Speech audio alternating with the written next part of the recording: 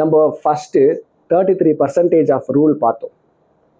33 இல்லைன்னா கூட 20-20, அதாவது நீங்கள் 60% ஏதோ நீங்கள் பர்சனல் லோன் வாங்கிட்டீங்க, ஏதோ கிரெடிட் கார்டில் செலவு பண்ணிட்டு இருக்கீங்க, சரி 60% வந்து உங்கள் ஹவுஸ் ஹோல்டு அண்ட் உங்கள் இஎம்ஐ சிக்கிக்குது அப்படின்னா கூட 20% எதையுமே ஃபியூச்சருக்கு இனிமேல் கடனை வாங்காதீங்க.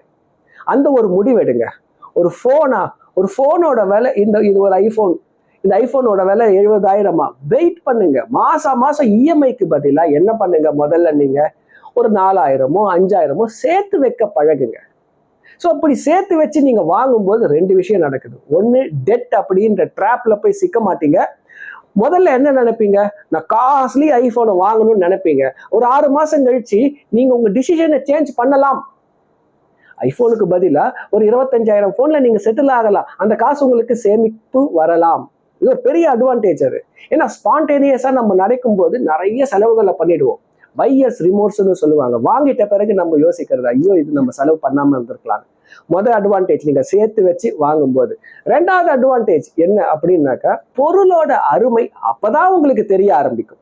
ஏன்னா ஒரு பொருளை நீங்க வாங்குறதுக்காக 6 மாசம் வெயிட் பண்றீங்க இல்லையா, அப்ப அந்த பொருளை என்ன பண்ணுவீங்க, கண்ணும் கருத்துமா வச்சுப்பீங்க. நீங்க you value that particular possession.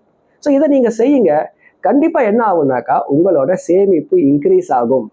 So at least 33% இல்லைன்னா கூட 20-20%ல கண்டிப்பா ஸ்டிக் பண்ணீங்க. இப்போ என்னோட சேவிங்ஸ் 20%ஆவது இருக்கணுன்றீங்க.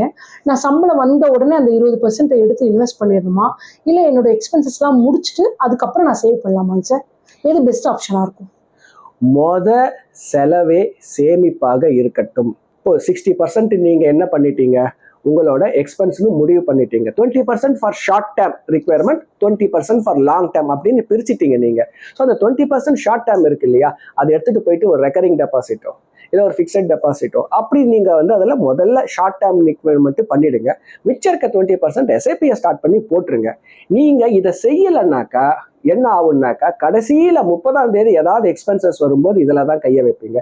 இப்போ என்ன ஆயிடும், உங்களுக்கு இருப்பு கையில இருக்கக்கூடிய இருப்பே வந்து 60% ஆயிடுச்சுன்னா உங்க மைண்ட் செட் வந்து இதுக்குள்ள உங்க செலவை என்ன பண்ணிடும்னா கண்டிப்பா எடுத்துட்டு வந்துடும்.